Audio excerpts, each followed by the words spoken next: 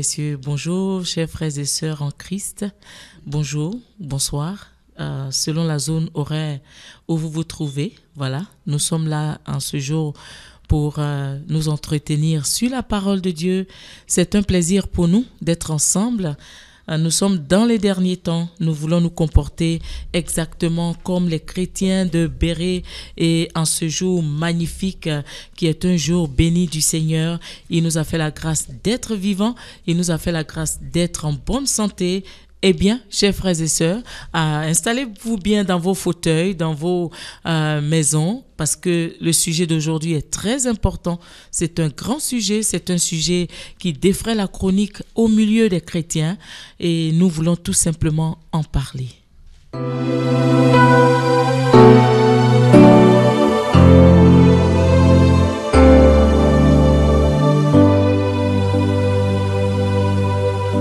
Je lève les yeux vers les montagnes. D'où me viendra le secours?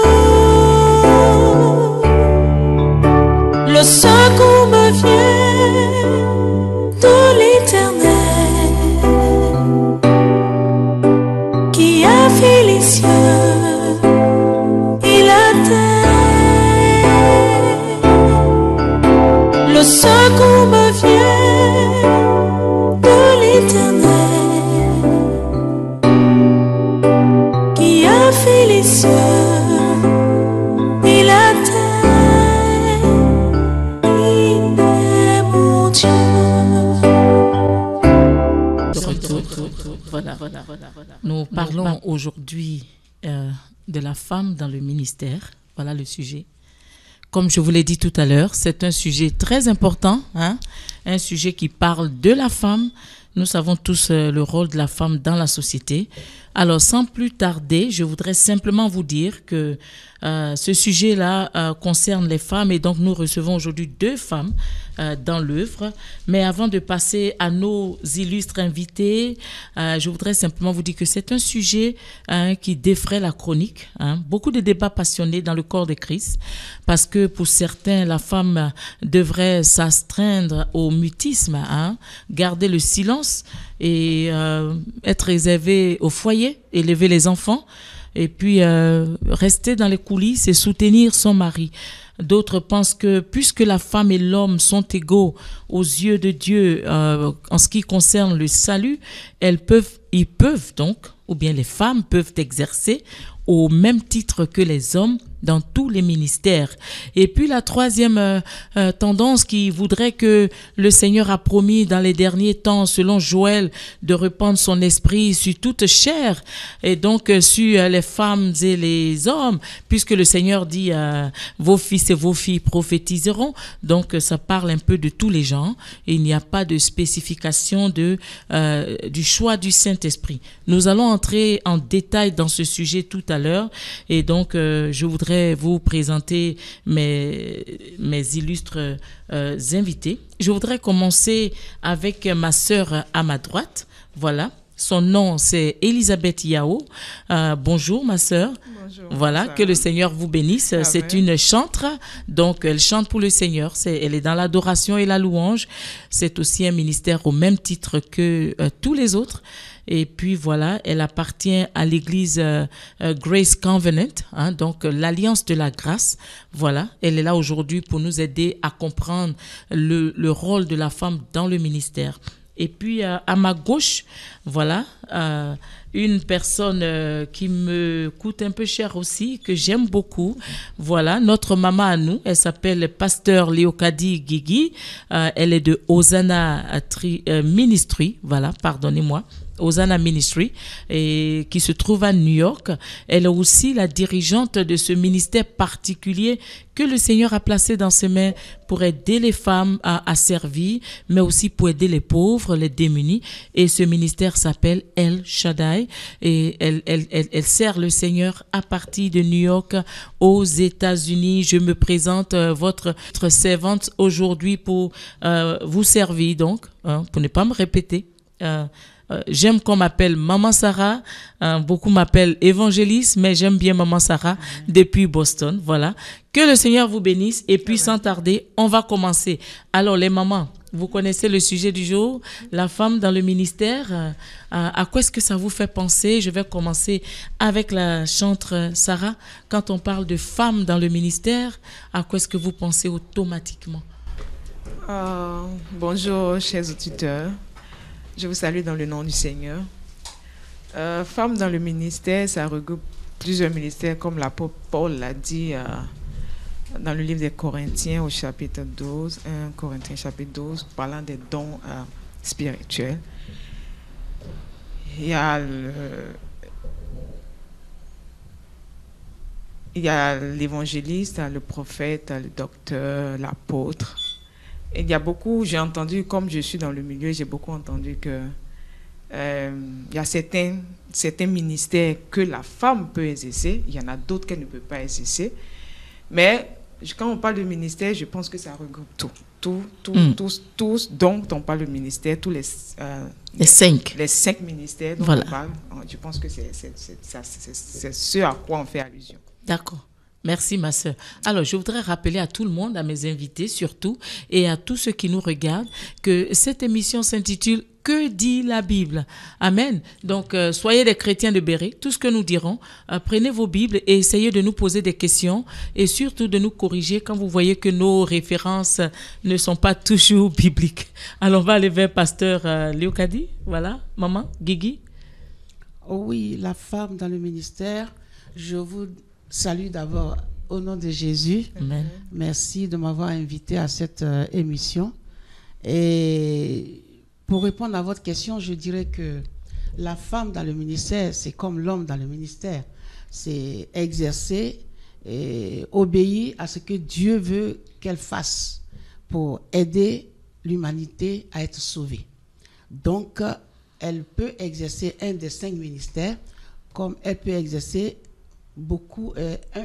quelques dons que Dieu lui donne, mais seulement qu'elle puisse l'exercer dans l'humilité et surtout qu'elle n'oublie pas sa féminité.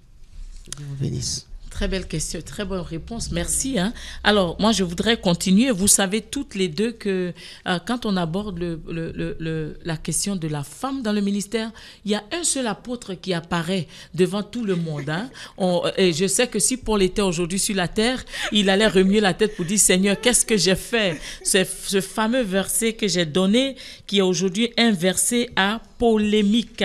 Alléluia, dans le même 1 Corinthiens dont parlait notre sœur tout à l'heure, l'apôtre Paul dit, nous allons dans 1 Timothée chapitre 2, n'est-ce pas, au verset 1. Je vous ai dit que nous devons être comme des chrétiens de Béret. Voilà, nous devons nous attacher à la parole. Voilà. Est-ce que c'est là que nous sommes? Voilà. Alors, l'apôtre Paul dit ceci au verset 9. Je veux aussi que les femmes... Est-ce que c'est ça? Non, c'est pas ça. Voilà, c'est pas ça. Vous voyez qu'on doit être des chrétiens de Béret. 1 Corinthiens chapitre 14. Ah bon, voilà. On a des chrétiennes qui connaissent la Bible. C'est bien, Dieu merci. Allons dans 1 Corinthiens chapitre 14. Voilà. Très bien. Alors, nous y sommes. En ce qui concerne le parler de la femme dans l'Église, l'apôtre Paul dit simplement qu'il ne recommande pas à la femme de s'exprimer et de prendre autorité, amen, sur les hommes. Donc la femme dans l'Église doit garder le silence. C'est ce que Paul recommande aux chrétiens de Corinthe. Est-ce que vous pensez que cette recommandation s'applique à toutes les femmes dans le monde entier? Maman Guigui. Oui, cette recommandation, elle s'applique à toute femme qui ne veulent pas être à leur place de femme. Je disais tout à l'heure qu'une femme doit exercer le ministère. Bon, on a vu nous avons vu que quand le Seigneur a donné la recommandation à ses disciples de rester, de persévérer jusqu'à ce qu'il fasse descendre le Saint-Esprit, les femmes étaient là. Les disciples, les hommes, même la mère de Jésus, ils étaient là, toutes les femmes étaient là, elles ont persévéré avec les disciples, avec les hommes pour recevoir le Saint-Esprit. Et nous avons aussi vu que les femmes, d'abord Joël a déjà dit, le prophète Joël a déjà dit que dans les derniers temps, que tout le monde allait recevoir le Saint-Esprit, même les femmes. Il a dit les servantes. Alors, vous pouvez regarder dans Joël, et même l'apôtre Pierre l'a encore répété quand le Saint-Esprit est descendu. Il a dit, souvenez-vous que le Seigneur avait dit cette parole par le prophète Joël. Donc, une femme peut exercer le ministère, elle peut exercer dans le ministère, elle peut exercer le don que Dieu lui a donné, elle peut exercer le ministère que Dieu lui a donné, mais seulement, il ne faudrait pas qu'elle exagère parce qu'elle a reçu un don, qu'elle fasse du n'importe quoi, qu'elle fasse du désordre dans l'église, qu'elle fasse le m'as-tu vu et qu'elle ne se mette pas à sa place de femme.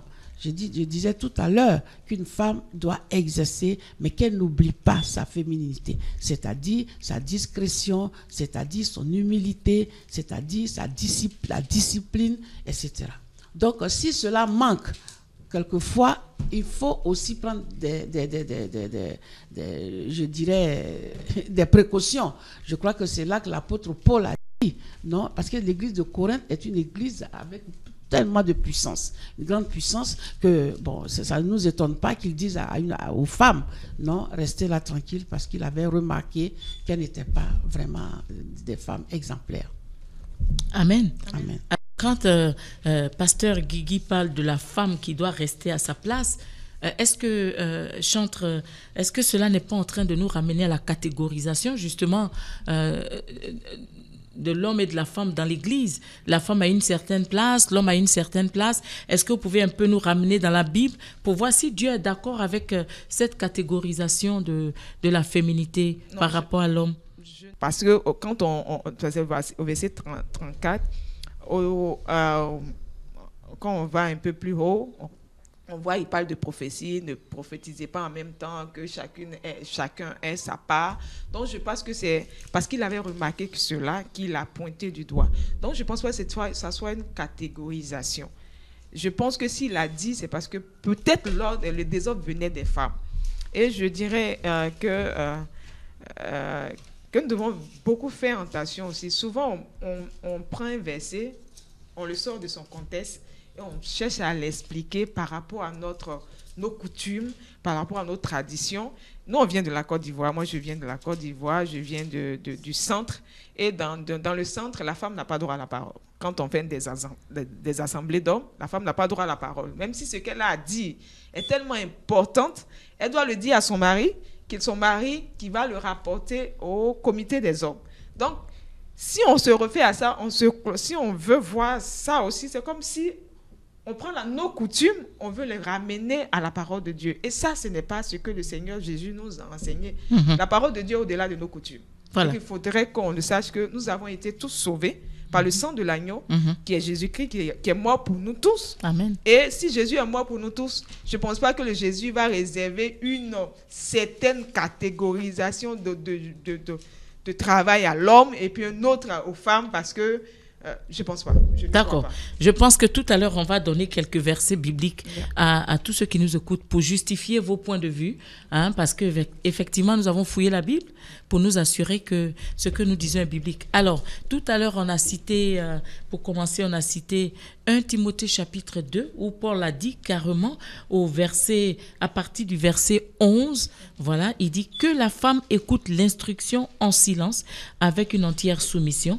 Je ne permets pas à la femme d'enseigner ni de prendre de l'autorité sur l'homme, mais elle doit demeurer dans le silence. Alors, pour ceux qui connaissent un peu l'histoire de la ville de Corinthe et du comportement de ces femmes, n'oubliez pas que Corinthe était une ville où il y avait beaucoup de prostituées et des prostituées qui s'étaient converties. Il y avait aussi l'adoration de Vénus, qui est la déesse que tout le monde connaît, et ces femmes-là donc qui se sont converties maintenant sont devenues un peu comme des patronnes dans l'église. Elles ont commencé à dominer les hommes.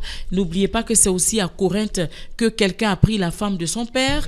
Donc c'était une église à problème, et Paul a donné ses instructions qu'il n'a plus redonnées, par exemple aux Philippiens, aux Colossiens, qu'il n'a donné nulle part d'autre, mais à Corinthe. Bon, chacun est libre d'interpréter la parole comme bon lui semble, mais ce que nous savons, c'est simplement que dit la Bible, et c'est sur la base de que dit la Bible que nous sommes là en ce jour. Voilà. Alors, nous allons continuer.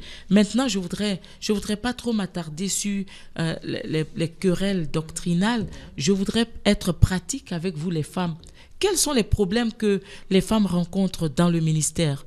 Une femme pasteur, une femme évangéliste, une femme prophétesse.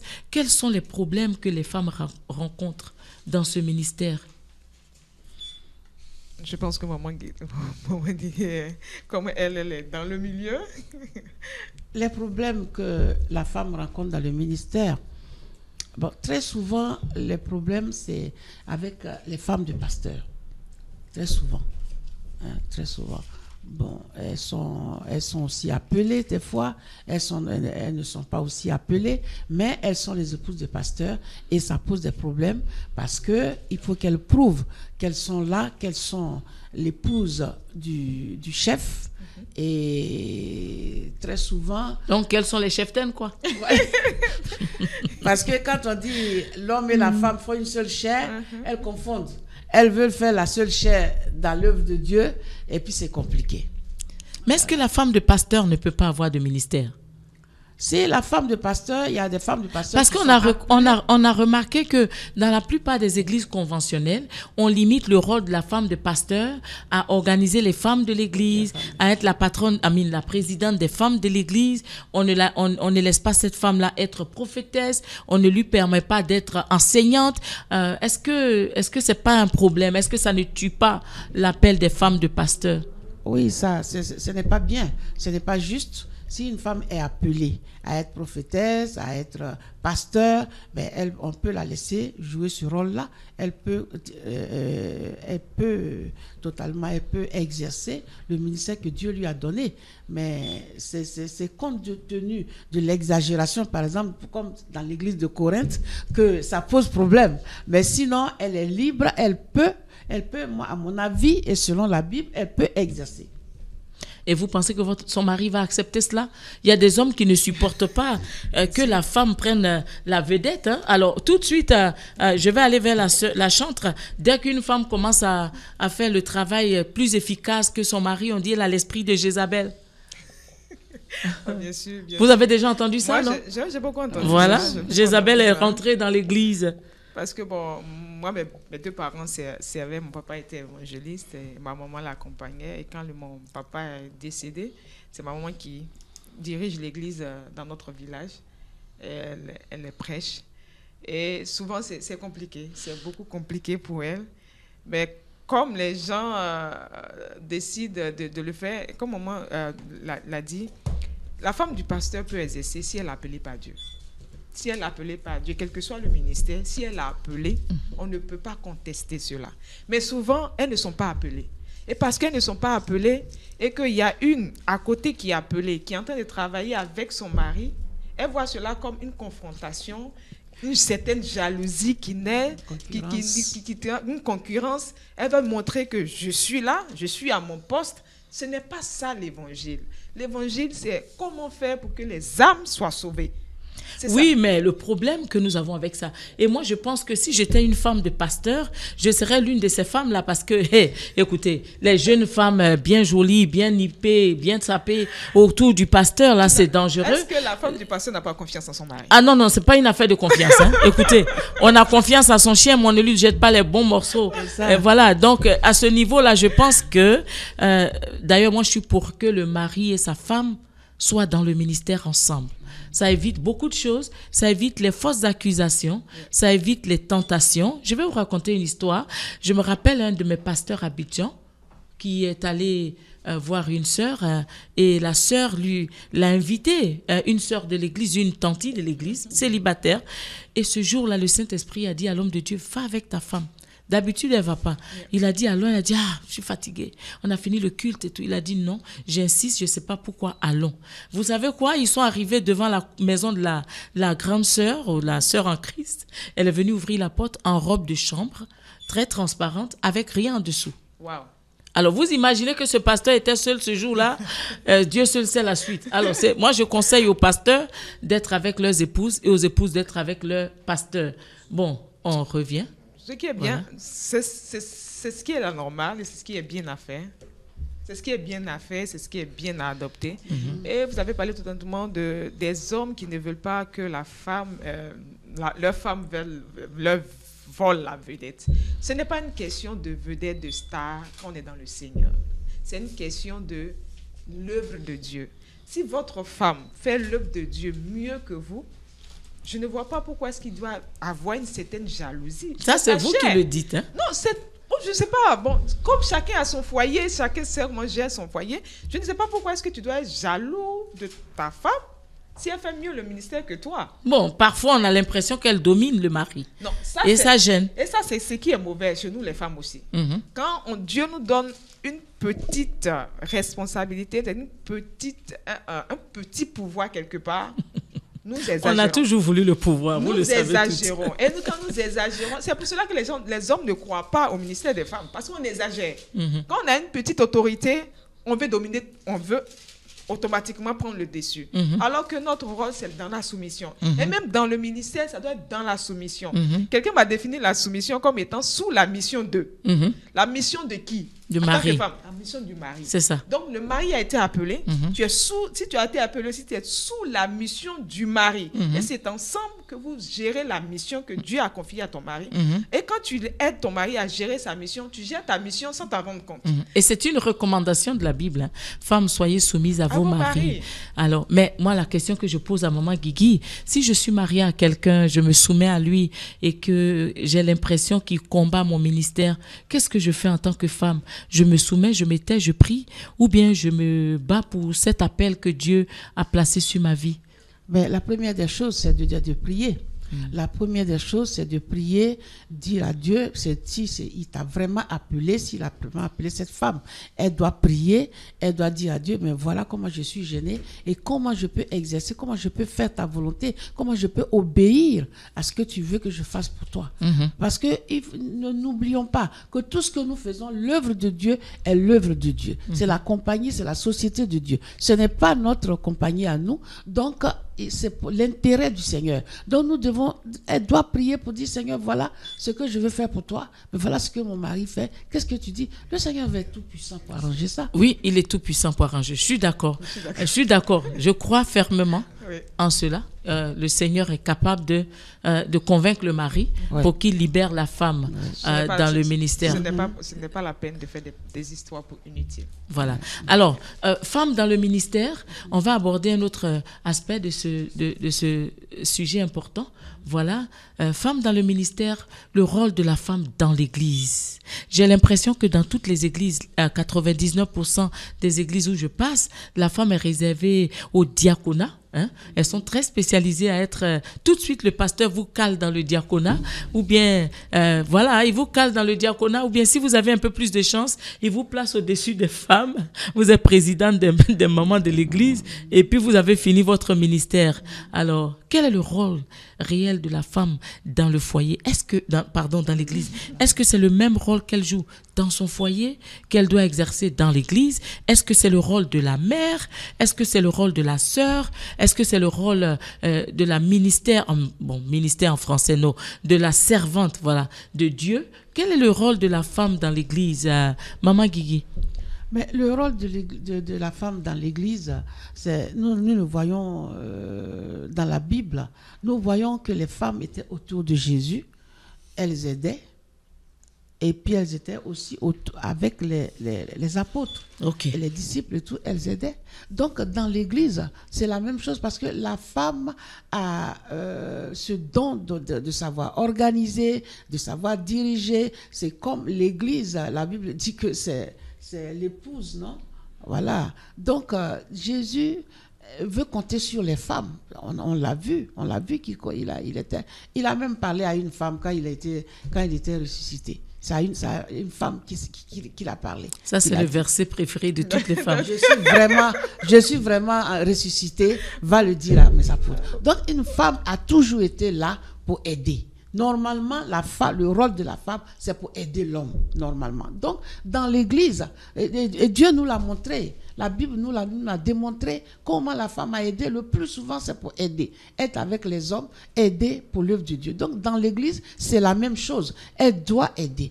Et quand il y a un département qui ne va pas ici, elle peut prendre des initiatives, elle peut faire des suggestions, des propositions, mais dans le respect. Et vraiment, la femme, elle doit être utile. Voilà. Je crois que la femme dans le ministère doit faire la part des choses. Alors là, on a parlé de l'aide. Hein? Là, Oui, on a oui. parlé de l'aide. Oui. Maintenant, la femme doit faire la part des choses. Mhm. Ton foyer, c'est ton foyer à la maison. Mhm. Quand tu arrives à l'église, tu es une servante du Seigneur, comme tout autre. Mhm. Quel que soit ton titre, Mhm. pasteur, femme de pasteur, Mhm. évangéliste ou Mhm. quoi, tu es une servante de Dieu. Mhm. Et en tant que servante de Dieu, c'est un Dieu qu'on sert. C'est le Dieu qu'on sert. On n'est pas venu pour se servir, on n'est pas venu pour servir qui que ce soit. Mhm. Et souvent, nous nous trompons. On se trompe, on transpose nos foyers dans l'église. Et souvent, c'est ça qu'il y a problème. Il y a problème. Et surtout... Comment est-ce qu'on transpose le foyer dans l'église de façon pratique? Ce qui est le plus vu, c'est le pasteur et sa femme. Mhm. Quand le ministère se fait, souvent la femme du pasteur oublie qu'elle est servante de Dieu à l'église. Mhm. Elle se prend l'épouse du pasteur. C'est normal, tu es l'épouse du pasteur, mais il ne faut pas réagir comme l'épouse à la maison. Mhm. Ton mari peut prendre des décisions dans l'église pour l'intérêt de l'église. Mhm. Tu peux ne pas être d'accord. Mhm. Manifeste ton désaccord quand vous allez arriver à la maison. Tu lui dis, oh, ce que tu as fait, ce n'est pas juste de le faire. Mais est-ce qu'elle a même le droit de manifester son désaccord? Non, elle a un point de vue. On peut pas lui Mais est-ce qu'on lui demande son point de Non, vue? non, L'homme de Dieu est dans son ministère. Non. Peut-être que Dieu lui a parlé. Oui, Est-ce que la femme a le droit, cette autorité-là, de dire à son mari, écoute, moi, voilà ce que je pense de ce que tu as dit? Est-ce que c'est de la démocratie? Il y a des hommes, il y a des femmes qui le font. Il y a des femmes qui le font. Et je lui dis, non, on peut exprimer. L'homme peut se tromper. Souvent, on prend les décisions. L'homme peut se tromper en exerçant quelque chose. Et en tant que femme, comme elle dit, nous sommes l'aide de nos maris. D'accord. Alors, la partie technique nous fait signe que nous devons nous arrêter un instant. Oh. Alors, on revient tout à l'heure, hein, chers spectateurs, auditeurs, n'allez nulle part. Nous sommes là, le débat est très intéressant. On se retrouve dans quelques minutes.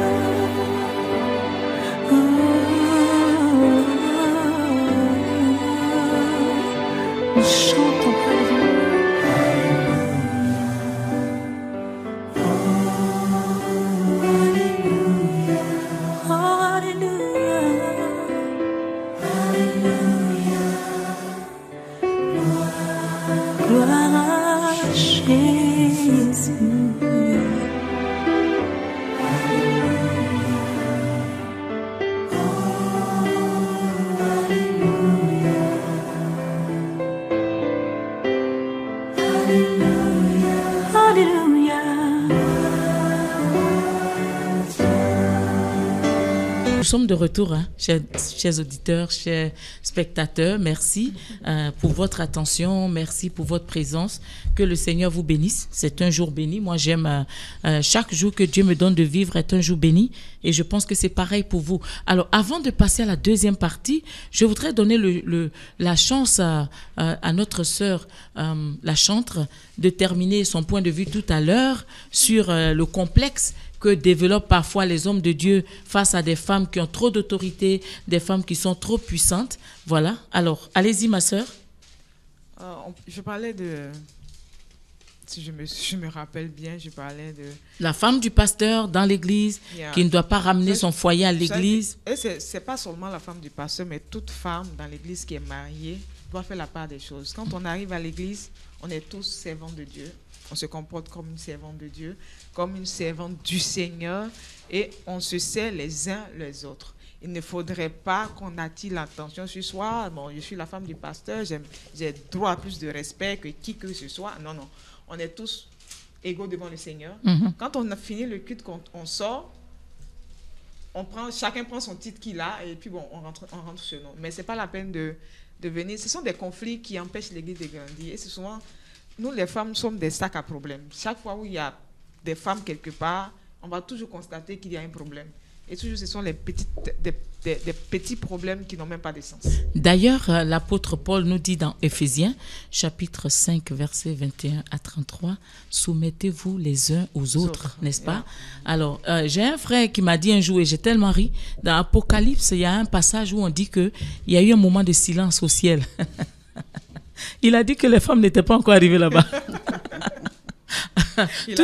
Tout simplement pour dire que quand les femmes sont quelque part, eh bien, elles viennent avec les bavardages, les critiques, les médisances, elles sont toujours mécontentes. D'ailleurs, ça a commencé dans le jardin d'Éden, n'est-ce pas?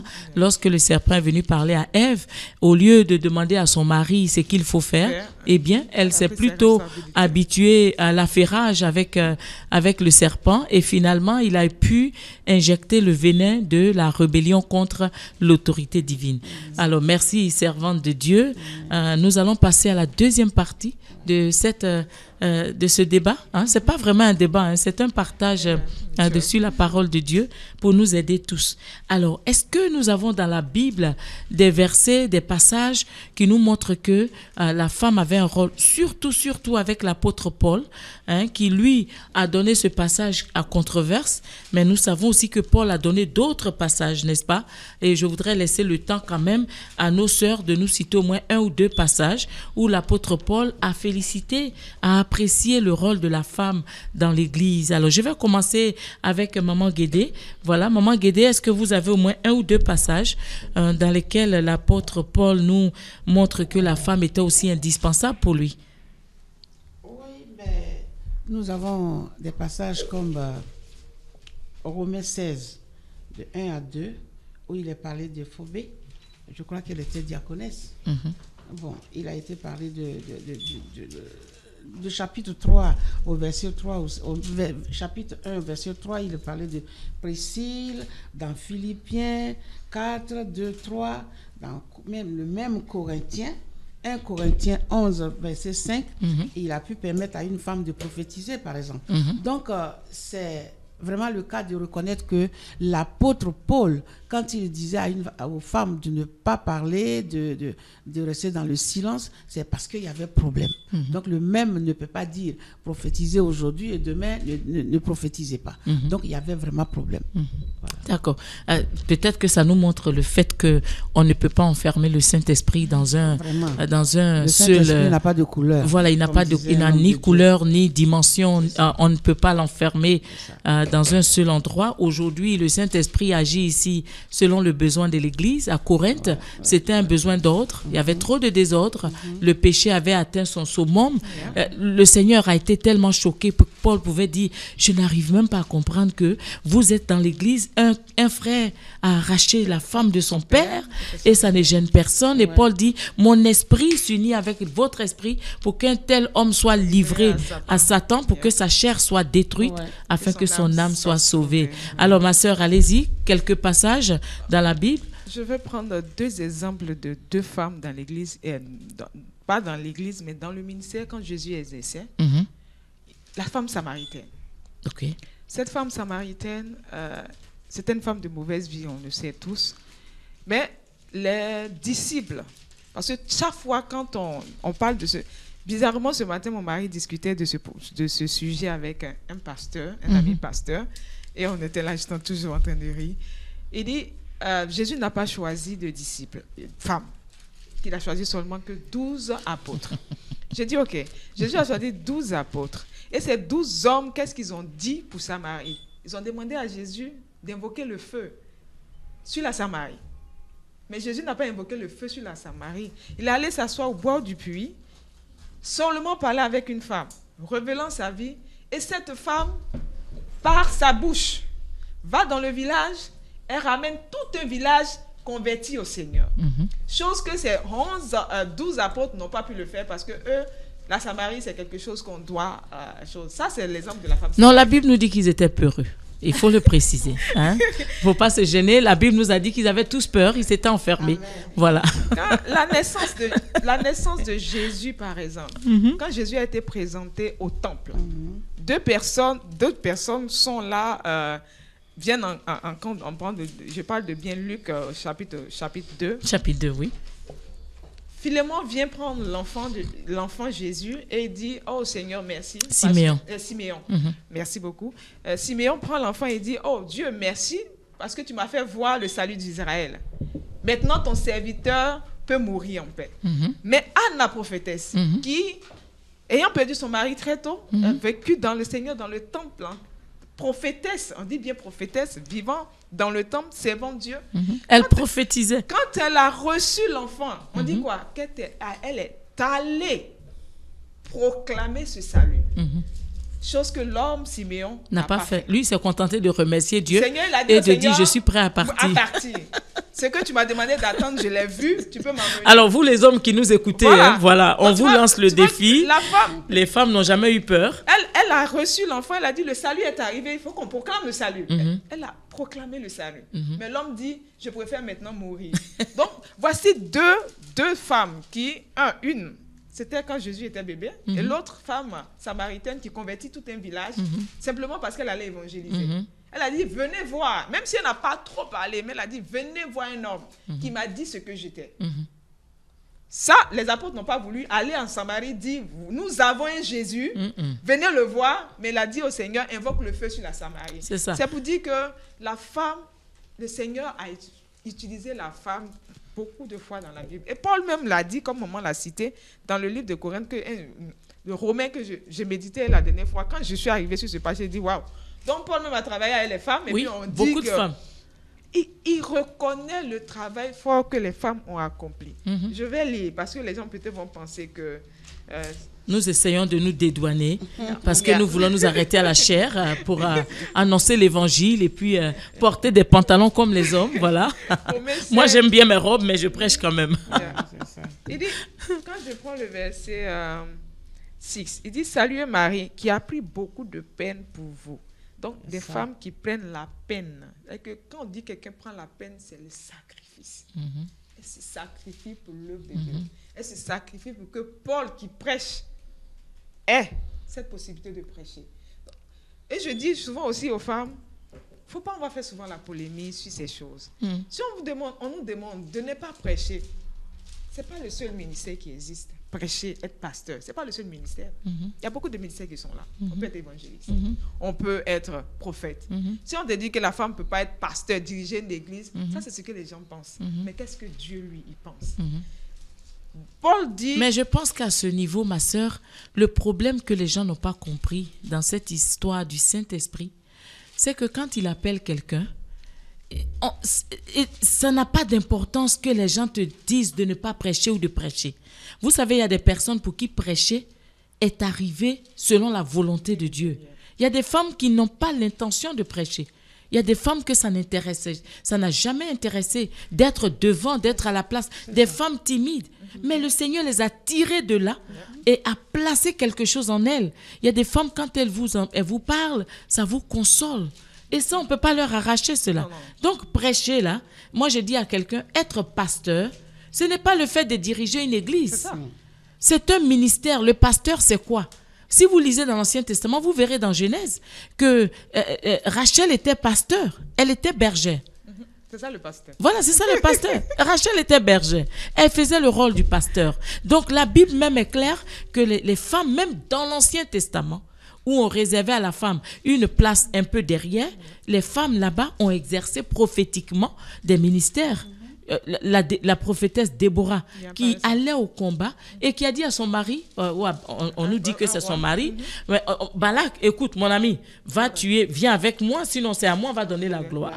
Alors, ça me ramène automatiquement au phénomène de la peur des hommes. Et pas précisément insister sur la peur des hommes, mais insister sur le courage des femmes dans l'église. Amen. C'est pour ça que Dieu a donné à la femme la capacité d'enfanter. Je dis toujours à tout le monde que mettez un bébé dans le ventre d'un homme, la première semaine, il va mourir. Il va fuir. Voilà. Quand ils ont mal à la tête, déjà, on ne sait pas quoi faire. Alors, la femme n'a pas peur. Regardez, quand Jésus a été enseveli, les apôtres se sont enfermés. Mais cette Marie qui allait au tombeau tôt le matin, dit la Bible, 4-5 heures du matin, avant la levée du soleil, il faisait noir, elle savait très bien que la tombe était gardée, on pouvait les arrêter, on pouvait les tuer. Mais elles n'ont pas eu peur. Elles y sont allées et elles ont vu que le Seigneur était ressuscité. Elles n'ont pas eu peur. Elles sont revenues en courant avec des cris pour dire « Il n'est pas là-bas, il est ressuscité, nous l'avons vu. » Alors, cher pasteur, écoutez, utilisez beaucoup les femmes. D'après le pasteur Yonggi Cho de la Corée du Sud, il dit « C'est pas pourquoi les hommes ont peur d'utiliser les femmes. Elles sont très efficaces dans le ministère. » Allez-y, ma soeur, vous voulez dire quelque chose? Oui, par rapport à ce que vous voulez souligner, Marie... Elle n'a pas eu peur d'aller au tombeau. Non. Et quand c'est la première personne à qui Jésus apparaît quand il est ressuscité, ce n'est pas l'apôtre Pierre. Non. C'est Marie de Magdala. Bien sûr. Et quand il envoie Marie, il dit, va dire aux autres, va dire aux 12. Je les précède à Galilée, c'est là-bas qu'ils me retrouveront. Et elle dit à Pierre, il est ressuscité, Jésus n'est pas là-bas. D'après quelqu'un qui me fait toujours rire, il me dit, quand elle a dit ça, elle dit, vous les femmes, vous parlez trop. Toi, Jésus peut t'apparaître pour te dire qu'il est ressuscité. Toi, une femme. Donc, les hommes ne croient pas en tout ce que la femme dit. Ça fait partie des difficultés du ministère, n'est-ce pas, maman Guigui? Les hommes ne croient pas vraiment au ministère des femmes, hein. Tout à l'heure, j'ai parlé de Jézabel. On n'a pas vraiment parlé de ça. Hein. Je pense que ça fait partie du fait que les hommes ne croient pas au ministère de la femme. Quand une femme commence à prophétiser, on dit, oh, voilà l'esprit de Python. Oh, voilà, Jézabel est arrivée dans l'église. Écoutez, quand un pasteur bavarde beaucoup, on trouve que c'est normal. Hein. Quand une femme commence à dire au pasteur, pasteur, il faut parler moins. Pasteur, si on fait comme ça, ça va marcher. Pasteur, je pense que si toi, tu prends le temps de faire ci, on dit, voilà, elle veut contrôler mon ministère. Alors, les difficultés du ministère sont là. Comment est-ce qu'on peut les franchir avant que vous puissiez donner quelques conseils aux femmes dans l'église par rapport à leur comportement? Oui, effectivement, les femmes ont des problèmes. Souvenez-vous que c'est la femme que le serpent a séduit d'abord. Voilà, à cause de ses faiblesses peut-être. Bon, c'est comme ça qu'elle est faite, hein. Je dirais une photocopie de l'homme. Elle aime entendre les belles choses. Voilà, elle est un peu plus faible que l'homme. Donc, on va se diriger vers elle pour essayer de la séduire et puis atteindre l'homme. Voilà pourquoi le ministère de la femme a toujours, ça c'est comme ça, ce n'est pas parce qu'on le fait exprès, mais c'est parce que c'est à cause de la condition de la femme. À cause de ce que la femme... Est-ce qu'elles ne sont pas un peu faibles aussi, les femmes? J'ai l'impression que les démons aiment beaucoup les femmes. Hein. Voilà. Surtout les démons aiment beaucoup les femmes, n'est-ce pas? Voilà. Vous voyez, quand il y a un programme... C'est elle qui traîne là. Les femmes qui tombent toujours sur les démons, c'est 600, il y a au moins 90, 99. C'est pas une moquerie, mais c'est un constat. Écoutez, nous tous, on est passés par là, donc on se moque de personne. C'est un constat. Et puis, dans le ministère, donc, il faut faire très attention. Voilà. Regardez, même dans l'Ancien Testament, vous avez vu une femme dans le ministère qui s'appelle Déborah, qui était humble, qui n'a jamais voulu être devant, parce qu'elle connaît sa condition, elle connaît sa place. Bien que c'était à elle seule que Dieu parlait. Voilà, elle savait qu'elle était une femme et elle ne voulait pas prendre la gloire. C'est comme ça une femme. Une femme, je dis toujours, une femme, elle est amenée à. Elle n'est pas là pour me dire, mais voilà. Donc, Déborah, elle est vraiment un exemple palpable. Vous avez une autre femme dans 2 Rois 11. Une autre femme dans 2 Rois 11 qu'on appelle Italie. Italie, elle était reine de Juda, mais comment elle est devenue reine? Athalie. Athalie, pardon, Athalie, excusez-moi. Alors cette femme, voilà son fils qui était roi qui décède, et elle a voulu elle-même, elle se proclame reine, Voilà. et elle tue les gens, elle vient là. Vous voyez, tout ça, c'est toujours le m'as-tu vu. La femme, c'est toujours moi, il faut qu'on parle de moi. Parce que je ne suis pas une femme pour être toujours dans la cuisine. Il faut qu'on sache que moi aussi, je suis instruite, moi aussi, je suis éduquée, je suis comme ça. Ah, bon, voilà, maman soulève un problème très sérieux. L'éducation de la femme. Ah, ça, c'est plus sérieux dans l'église. Hein. Donc, voilà ce qui donne un peu de zèle. Et c'est dommage. Il faut que les femmes se corrigent. Elles reçoivent les dons, elles reçoivent les ministères, mais il faut qu'elles exercent ça dans l'humilité et avec la direction de l'Esprit de Dieu. Mais est-ce que la femme fait exprès, maman? Avant Quelquefois, est-ce qu'elle fait exprès? Attendez, une femme qui a un doctorat et qui est assise là, par exemple, et le mari prêche et puis il parle un français bizarre, et puis arrive et me dit, mais écoute mon mari, ce passage-là, on pourrait le voir. Bon, est-ce que le monsieur va facilement accepter cela? Il peut très bien accepter, ça dépend de comment elle fait la Maintenant, si elle va me dire, il faut étudier un peu ta Bible, hein, toi. Tu es le pasteur, tu ne connais pas ta Bible. C'est pour cela qu'elle doit avoir beaucoup de sagesse, beaucoup de tact. Elle doit se dire que même si elle en sait un peu plus que son mari, mais c'est quand même son mari. C'est lui le chef. Elle doit faire en sorte que l'autorité ne lui soit pas enlevée, voilà. Que sa dignité ne lui soit pas enlevée. Donc, elle va lui faire la remarque dans l'amour, dans la patience, dans la sagesse, et comme ça, ça peut passer. Moi, voilà. je crois que, est-ce que la remarque, une remarque se pose là?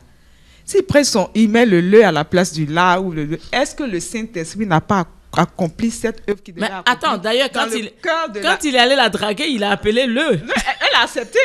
Donc, voilà le problème. C'est pas parce qu'on est instruit. C'est une affaire de Saint-Esprit. Et c'est une affaire de Saint-Esprit. Je pense que la femme doit se soumettre. Voilà. Le monsieur est parti prêcher. On peut faire des erreurs. C'est un lapsus qui est sorti. Ou bien ce sont des choses, peut-être toi tu as étudié plus que lui, mais ça ne te permet pas d'arriver à la maison de le gronder comme un enfant. De le gronder comme un enfant. Il a prêché. Est-ce que tu as posé la question à savoir, dans le culte, une âme a été sauvée? Oui, mais c'est une très bonne chose qu'une âme soit sauvée. C'est une très bonne chose ce qu'elle veut dire. Nous soyons édifiés. Voilà. Mais ça n'empêche pas qu'arriver à la maison, qu'elle lui dise, il faudrait mettre tant. Moi, je pense que j'ai vu des couples, où le monsieur s'est laissé. Ça dépend de la manière dont elle va le s'est dire. laissé corriger avec amour par sa femme pour dire chérie, tu sais quand tu parles souvent tu dis le, tu dis là, ou bien tu prononces tel mot comme si, je pense que voilà comment ça se dit, parce qu'elle veut aussi que son mari présente bien et que son mari prêche bien. Si c'est cela qu'on veut faire valoir, il n'y a pas de problème. Voilà. Dis à son mari de mieux se présenter. Alors, nous sommes sur le point de finir. Alors, on est sur le point de finir. C'était un très bel échange. Le temps passe très vite dans ce genre de moment. Et tous ceux qui nous ont suivis, je crois que, j'espère que vous avez été bénis d'une manière ou d'une autre. Amen. Et que quelqu'un a pu avoir une réponse. Surtout nos sœurs qui sentent qu'elles ont l'appel et qui ont peur du camp, dira-t-on, de cette doctrine qui vous empêche de vous lever pour servir Dieu. Je vous conseille vraiment de fléchir les genoux, comme disait maman Guigui. Celui qui vous a appelé, il va pouvoir de sorte que vous puissiez vous épanouir. Alors, avant de nous séparer, quels sont les conseils pratiques, en une minute, que vous pouvez donner aux femmes qui exercent aujourd'hui, pasteurs, docteurs, évangélistes, femmes au foyer, même femmes au foyer, c'est un ministère. Moi, pour ma part, je dis, on prend l'exemple, on dit que nous sommes le corps de Christ. Et Jésus-Christ est la tête. Qu'on soit homme, qu'on soit femme, nous sommes tous dans ce corps. Et je ne pense pas que Jésus qui est la tête dira à la main, supposons que ce soit la main qui soit la femme, ne travaille pas. Donc, si la main ne travaille pas dans un corps humain qu'on le prend, qui va soulever les bagages? Qui va soulever les bagages et qui va faire cela? Nous sommes tous dans le corps humain. Comme l'apôtre a bien le dit, nous sommes un corps. Et le corps, chacun a besoin de l'autre pour avancer. Et le problème que nous devons viser, c'est l'âme, les âmes que nous devons c'est de gagner des âmes. Et Paul dit, même si on le fait dans un esprit de concurrence, dans un esprit de quoi que ce soit la femme, que ce soit l'homme, qui prêche l'essentiel c'est que les hommes et les femmes soient sauvés pour le Seigneur. Amen. Amen. Oui, Maman Guigui. Oh oui, j'apprécie beaucoup les femmes qui sont dans le ministère. Je les admire. Comme la servante de Dieu, tu venais de dire qu'il y en a même la prêche ne leur dit rien. Ce n'est pas le fait de prêcher. Ça, c'est mon exemple. Moi, je veux seulement que les gens avancent. Moi, je veux aider à avancer. Mais seulement, je suis obligé quelquefois de donner la parole. C'est pour ça. Sinon, moi, je ne suis pas trop excitable. Il y a beaucoup de femmes comme moi. Donc, je pense que comme notre sœur vient de le dire, ce que nous devons viser, c'est l'intérêt du Seigneur. Et l'intérêt du Seigneur, c'est que les âmes soient sauvées. L'intérêt du Seigneur, c'est que les âmes viennent à lui pour être sauvés et pour que tout le monde soit disciple et qu'on fasse cette œuvre-là et que l'œuvre de Dieu avance. Voilà. Alors, merci. Merci à tous. Merci à nos invités. Je suis d'accord avec vous. Le but de tout chrétien, c'est de gagner des âmes. Le Seigneur a dit dans Matthieu, Matthieu 28, verset 19. Allez par tout le monde. C'est un verset que tout le monde doit connaître par cœur. Les chrétiens qui ne lisent pas leur Bible, connaissez la Bible, parce que c'est là-bas que Satan nous tente beaucoup. Allez par tout le monde et faites de toutes les nations des disciples, les baptisant au nom du Père, du Fils et du Saint-Esprit. Au-delà des discours, au-delà des doctrines, au-delà des mésententes, des incompréhensions, à la fin de la journée, la question que le Seigneur nous pose à tous, c'est: combien d'âmes as-tu fait entrer dans le royaume des cieux? Est-ce que tu m'as servi? Est-ce que tu as fait mon œuvre? Femmes dans le ministère, écoutez, ayez les regards fixés sur le Seigneur seul. Femmes, ne vous battez pas, ne cherchez pas à prendre la place de qui que ce soit. Chacun a été appelé selon la grâce que le Seigneur a pourvue pour lui. On n'a pas la même grâce, chacun a sa grâce devant Dieu. Alors, trouve ta grâce et sers dans le canevas que le Seigneur a tracé pour toi. Amen. Alors, en entendant un autre sujet très important, je vous souhaite un très bon week-end parce qu'aujourd'hui c'est samedi. Que le Seigneur vous bénisse dans vos maisons. N'oubliez pas de prier parce que le Seigneur revient bientôt pour chercher son église. Amen. Dieu vous bénisse. À bientôt, servants de Dieu. Peut-être qu'on vous retrouvera encore pour une autre émission. Allez, ciao, bye bye. À bientôt, goodbye. Voilà, bonne journée. May the Lord bless all of you. Pour le ciel, les étoiles qui scintillent et brillent, le soleil et la lune qui nous éclairent, le zéphyr et la source